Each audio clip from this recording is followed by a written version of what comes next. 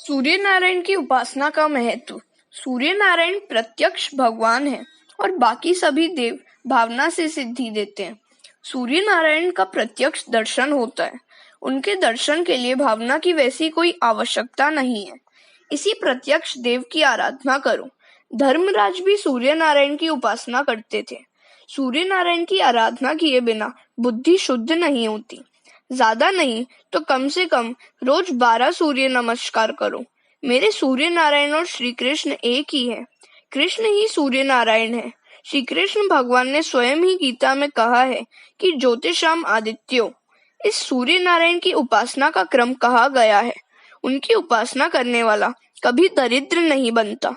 महाभारत के वन पर्व में एक कथा है। युधिष्ठिर सूर्य नारायण की उपासना करते हैं।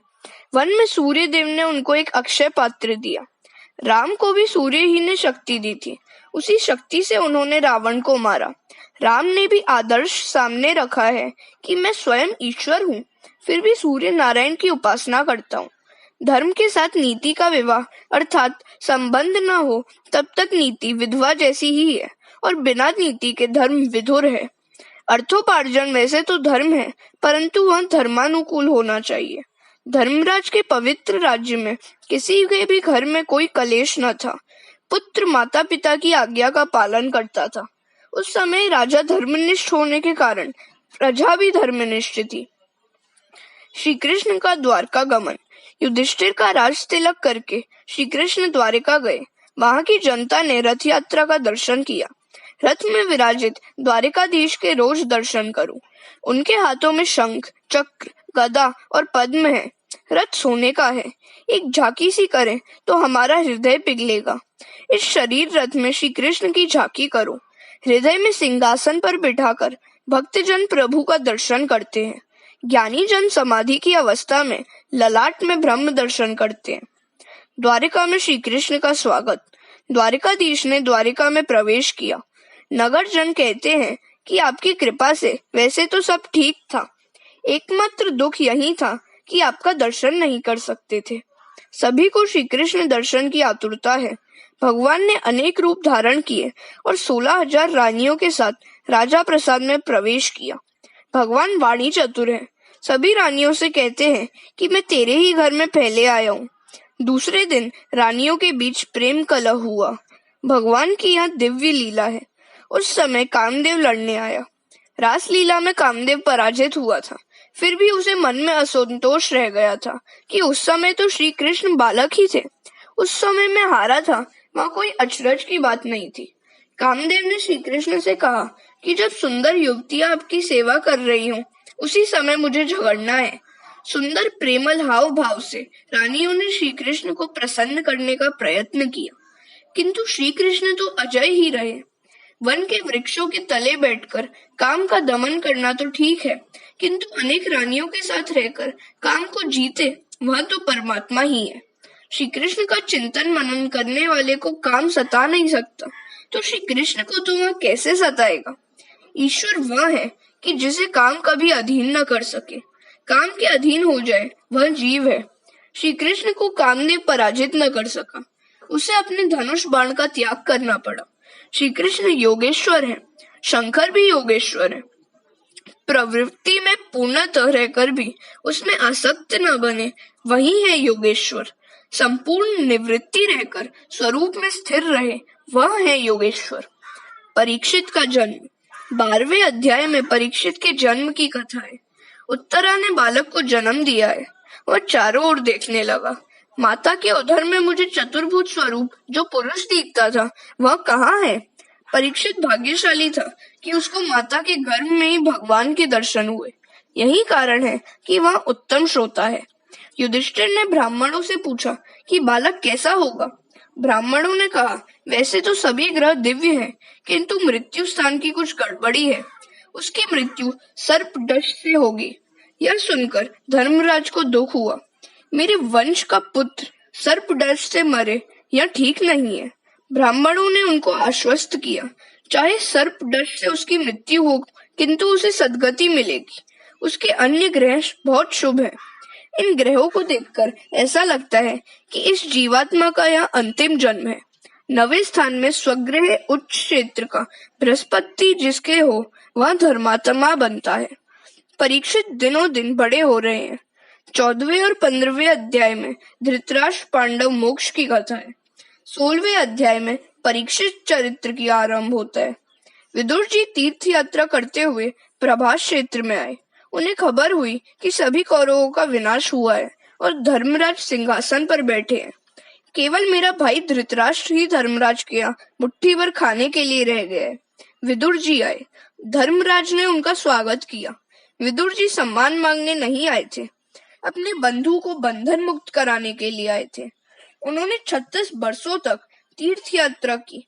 संत तीर्थों को पावन करते हैं। वैसे तो इसका कारण यह है कि यात्रा में अन्य चिंताओं के कारण परमात्मा का नियमित ध्यान नहीं हो पाता। सत्कर्म नियम पूर्वक नहीं होता है, इससे तीर्थ यात्रा की अपेक्षा भगवान का ध्यान श्रेष्ठ है। देवी भागवत में लिखा है कि घर की अपेक्षा अधिक सत्कर्म तीर्थ यात्रा में न हो सके तो वह तीर्थ यात्रा व्यर्थ ही है। विदुर जी ने 36 वर्ष तक यात्रा की, फिर भी बात तो अति संक्षेप में ही कही। आत्मा प्रशंसा मृत्यु है। अपने सत्कर्मों का स्वयं अपने मुख से वर्णन न करो। विदुर जी ने 36 वर्ष की यात्रा का 36 शब्दों में ही वर्णन किया है। आजकल तो लोग हमें इतनी यात्रा की ऐसा बार बार बात करते हैं। अपने हाथ से जो भी पुण्य कार्य हो उसे भूल जाओ और जो पाप हो उसे याद रखो। सुखी होने का यह मार्ग है। किंतु मनुष्य पुण्य को तो याद रखता है किंतु पापों को भूल जाता है।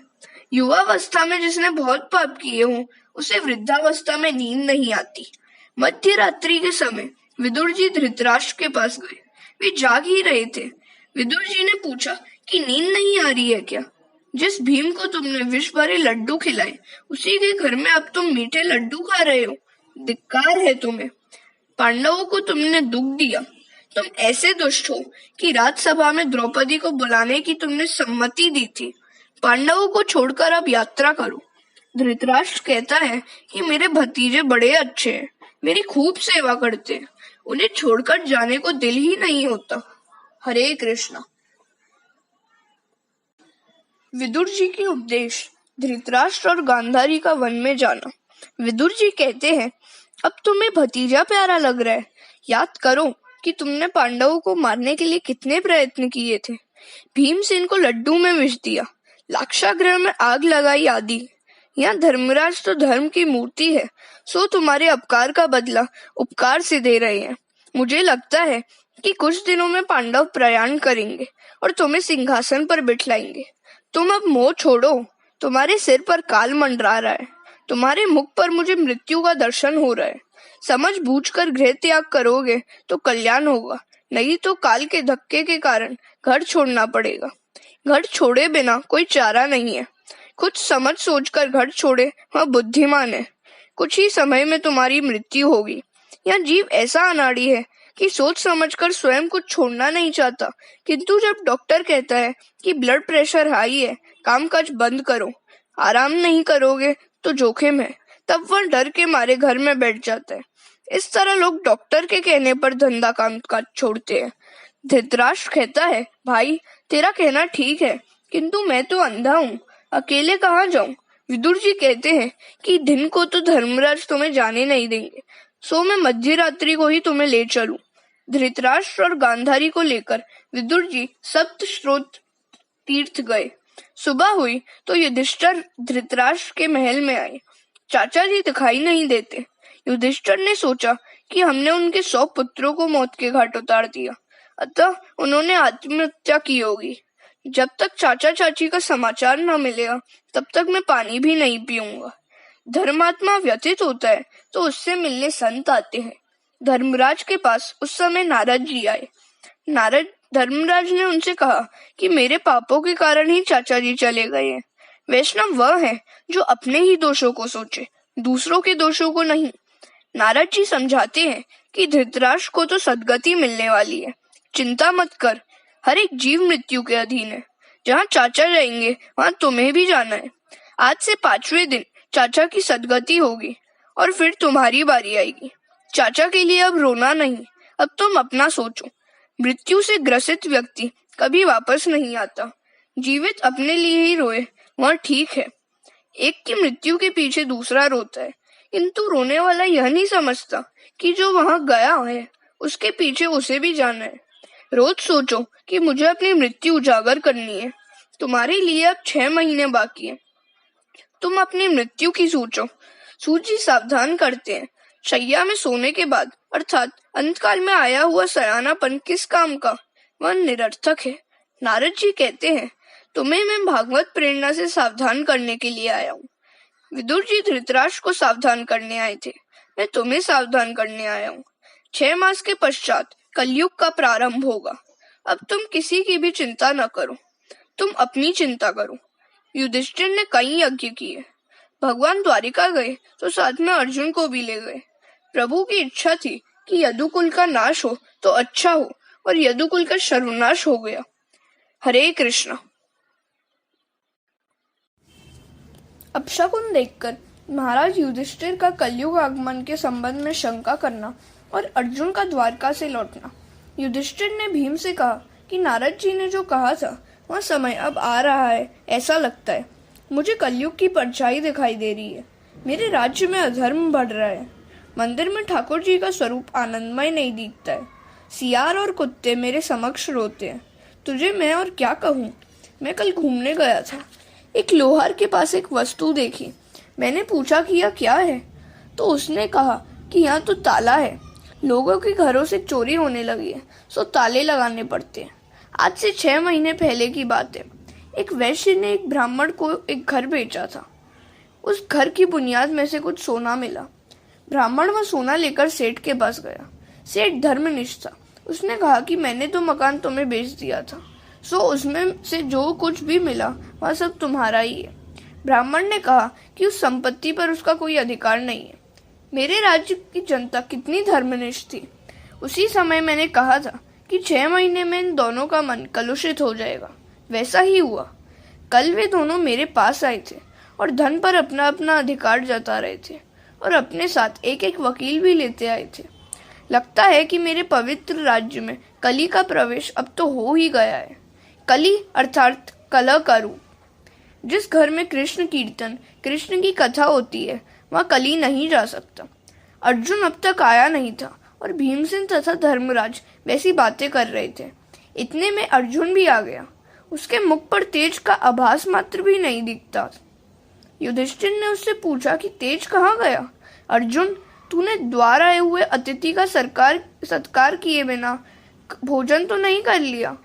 अतिथि भगवान का स्वरूप है। द्वार पर आए हुए अतिथि भूखे रहे तो यजमान के पुण्यों का क्षय होता है। नचिकेता यमराज के घर 3 दिन तक भूखा प्यासा बैठा रहा।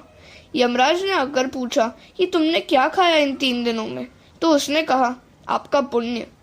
मनुष्य शरीर की अपेक्षा आंख और मन से अधिक पाप करता है। गीता जी में भगवान ने अर्जुन को प्रमाण पत्र दिया है कि वह अपापी है, पवित्र है। इसलिए तो भगवान ने उसको गुह्यतम ज्ञान दिया। एक बार रात के समय उर्वशी अर्जुन से मिलने आई। अर्जुन ने उसका मुख तक न देखा। उसने उर्वशी से कहा कि माताजी, मैं तो भरत खंड का वासी हूँ। मेरे लिए परस्त्री माता समान है। एकांत में जो काम को पराजित करे वही वीर है। मुझे पूरा भरोसा है कि परस्त्री ग्रमण का पाप अर्जुन नहीं कर सकता। फिर भी वहाँ निस्तेज क्यों है? मुझे तो यह लक्षण कलयुग के लगते हैं। हरे कृष्ण।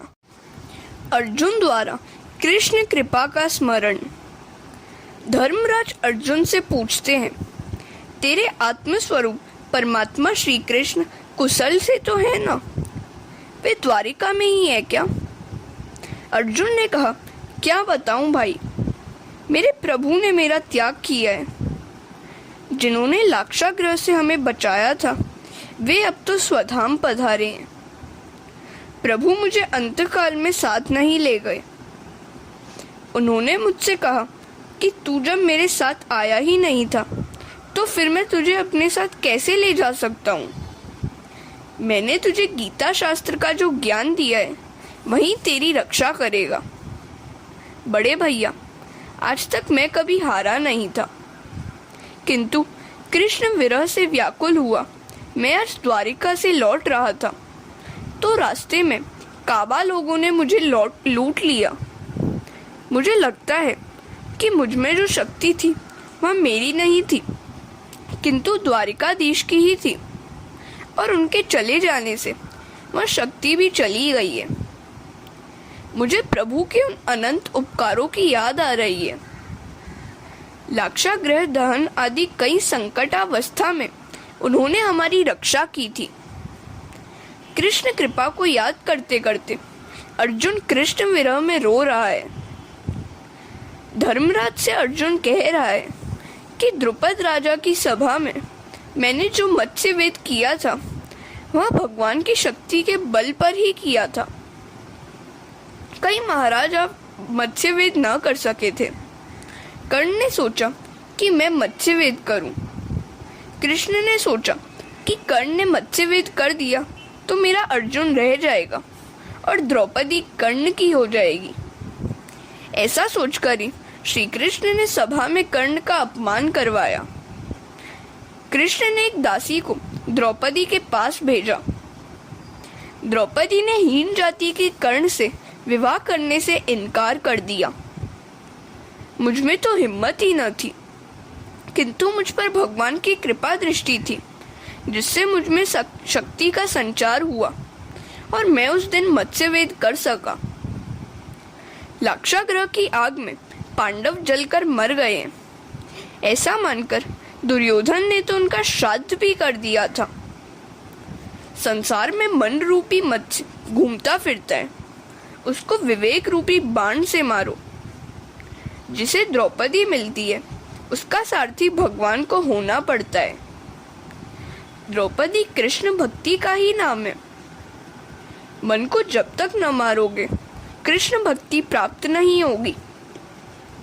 मन को जो प्रिय है वह मत करो।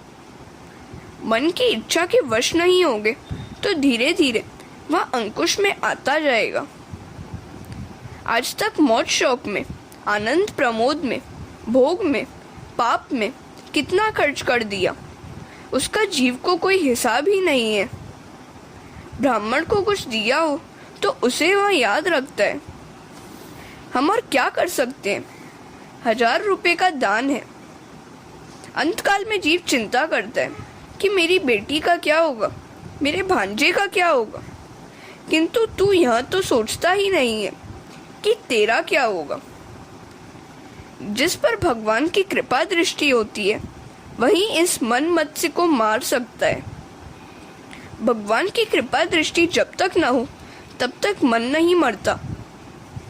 प्रभु की कृपा दृष्टि होगी तो मन रूपी मत्स्य मरेगा। मन मरेगा तो भक्ति रूपी द्रौपदी प्राप्त होगी। परमात्मा की कृपा दृष्टि होने पर ही जीव मन को वश में कर सकता है। प्रभु की प्रार्थना न करने से मन मनुष्य को अधोगति के गर्त में फेंक देता है। अर्जुन को कृष्ण के कई उपकार याद आ रहे हैं। उन्होंने मुझे गीता का उपदेश दिया था। बड़े भैया, एक बार भगवान ने मुझसे कहा था कि कुछ मांगो।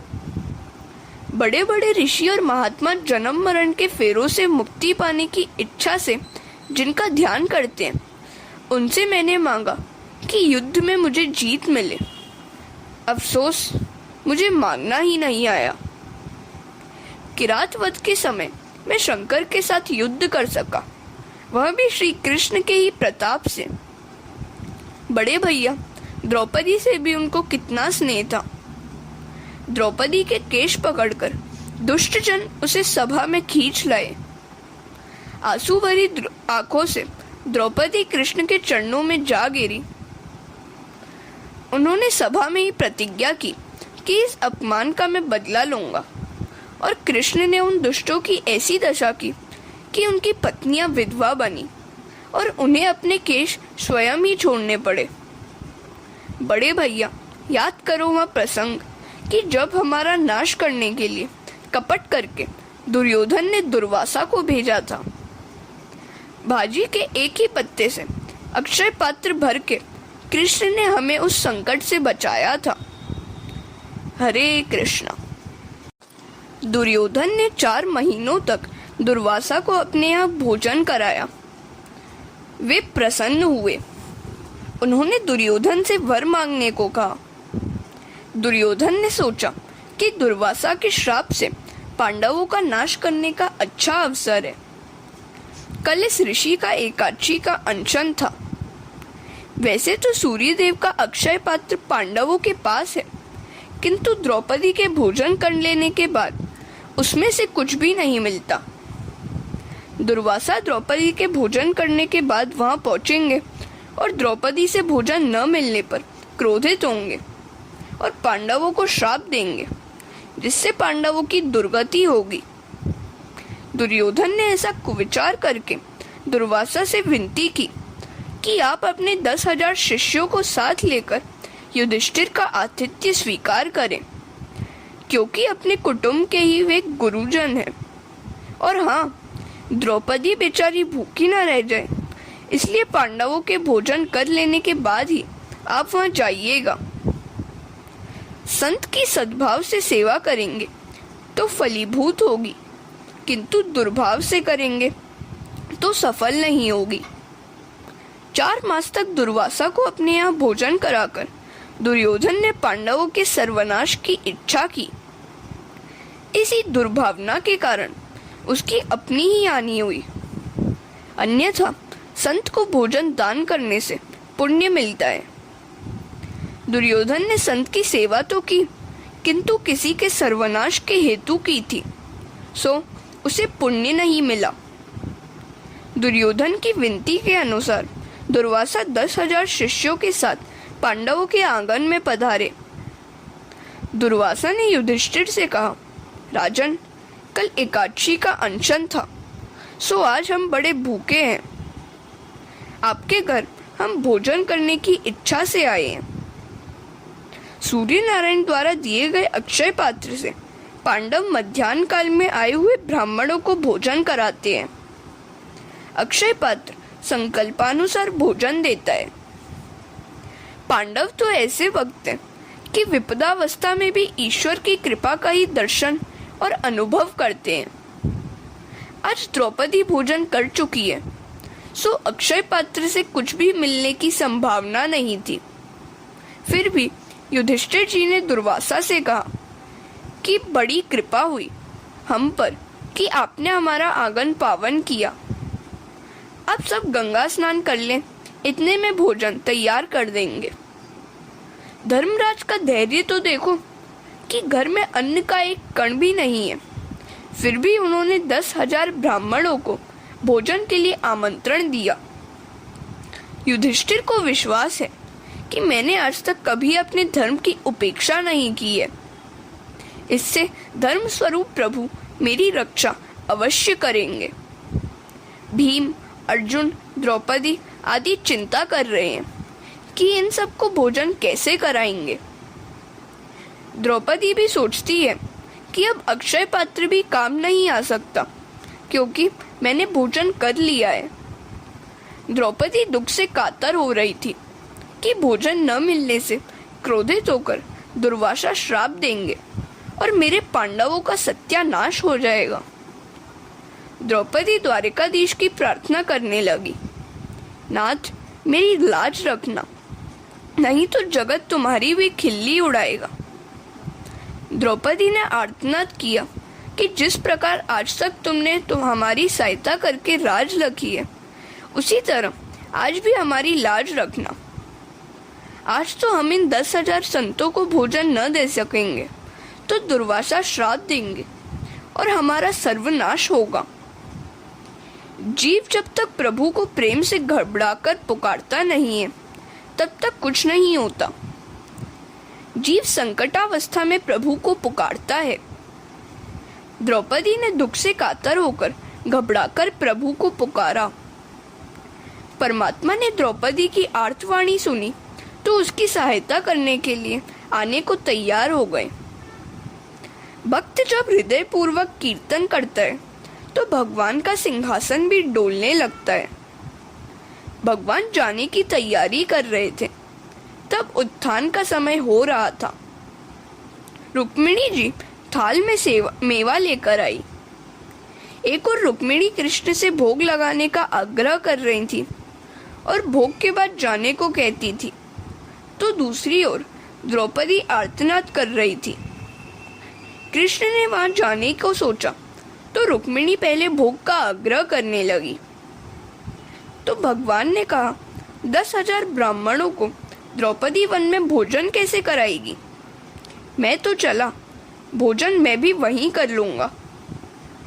द्वारिकानाथ दौड़ते हुए द्रौपदी की उस कुटिया में आए जहां वह बड़ी तन्मयता से प्रार्थना कर रही थी। भगवान वहीं प्रकट हुए। इस प्रकार तन्मयता से कीर्तन करूं कि भगवान बाहों में लेकर तुमसे कहें कि आँख खोलो, मैं आ गया हूँ। हरे कृष्ण। भगवान आए तो उनने द्रौपदी से कहा कि देख, मैं आ गया हूँ, मुझे बड़ी भूख लगी है, कुछ खाने को दे। द्रौपदी ने हाथ जोड़कर कहा कि हम तो लुट गए हैं, हमारे घर में कुछ भी नहीं है, आप मजाक न करें। 10,000 संतों को भोजन कराना है, इसलिए मैंने आपको पुकारा है। आप उसकी व्यवस्था करके हमारी लाज रखें तो बड़ी कृपा होगी। तो भगवान कहते हैं कि संतों के भोजन का प्रबंध तो बाद में होता रहेगा, किंतु पहले मेरे लिए खाने की तो कुछ बात कर। तू अपने भोजन से पहले मेरे लिए हमेशा कुछ न कुछ रख लेती है, तो आज जो भी तूने रख छोड़ा है वह मुझे दे। द्रौपदी कहती है, नाथ, आज तो मैं भूल ही गई थी, सो आपके लिए भी कुछ नहीं है। भगवान ने कहा कि वह अपना अक्षय पात्र मुझे दिखाओ, शायद मेरे लिए उसमें कुछ हो। द्रौपदी ने प्रभु के हाथ में अक्षय पात्र रख दिया। उन्होंने देखा तो सब्जी का एक पत्ता उसमें रह गया था। वैसे तो अक्षय पात्र में वह पत्ता कहाँ से आ सकता था, किंतु भगवान ने प्रेम प्रयोग से पत्ता उत्पन्न कर लिया। उन्होंने उस पत्ते का प्राशन किया। परमात्मा को जीव जब प्रेम से कुछ भी देता है तो उन्हें तृप्ति हो जाती है।